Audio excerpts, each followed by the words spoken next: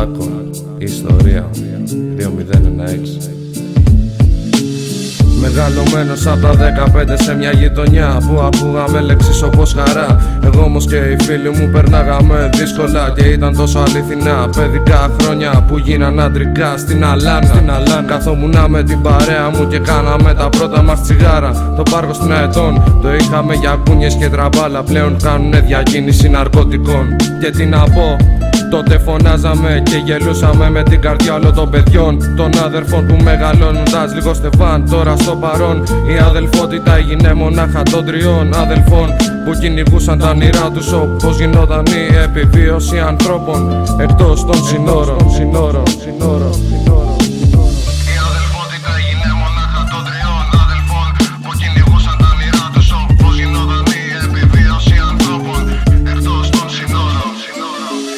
Ο δρόμος είναι περίεργος και φύση του μεγάλη. Γι' αυτό τσακάλι μου έγραψα τούτο το κομμάτι. Συνέχισε να ζεις με όσα έχεις στο κεφάλι και μάθε να μοιράζεσαι, αυτό είναι θεία χάρη. Ο δρόμος είναι περίεργος και φύση του μεγάλη. Γι' αυτό τσακάλι μου έγραψα τούτο το κομμάτι. Συνέχισε να ζεις με όσα έχεις στο κεφάλι και μάθε να μοιράζεσαι, αυτό είναι θεία χάρη.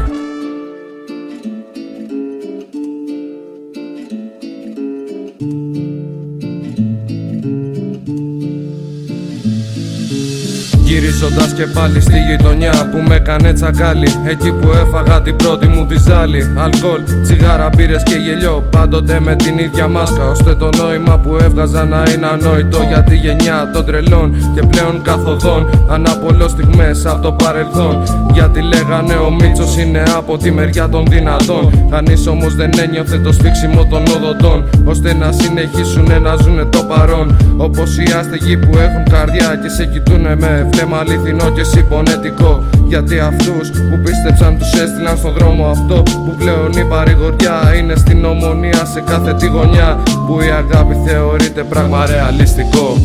Γιατί αυτούς που πίστεψαν τους έστειλαν στον δρόμο αυτό που πλέον η παρηγοριά είναι στην Ομονία σε κάθε τη γωνιά, που η αγάπη θεωρείται πράγμα ρεαλιστικό. Ο δρόμος είναι περίεργος και φύση του μεγάλη. Γι' αυτό τσακάλι μου έγραψα τούτο το κομμάτι. Συνέχισε να ζεις με όσα έχεις στο κεφάλι και μάθε να μοιράζεσαι, αυτό είναι θεία χάρη. Ο δρόμος είναι περίεργος και φύση του μεγάλη. Γι' αυτό τσακάλι μου έγραψα τούτο το κομμάτι. Συνέχισε να ζεις με όσα έχεις στο κεφάλι και μάθε να μοιράζεσαι, αυτό είναι θεία χάρη.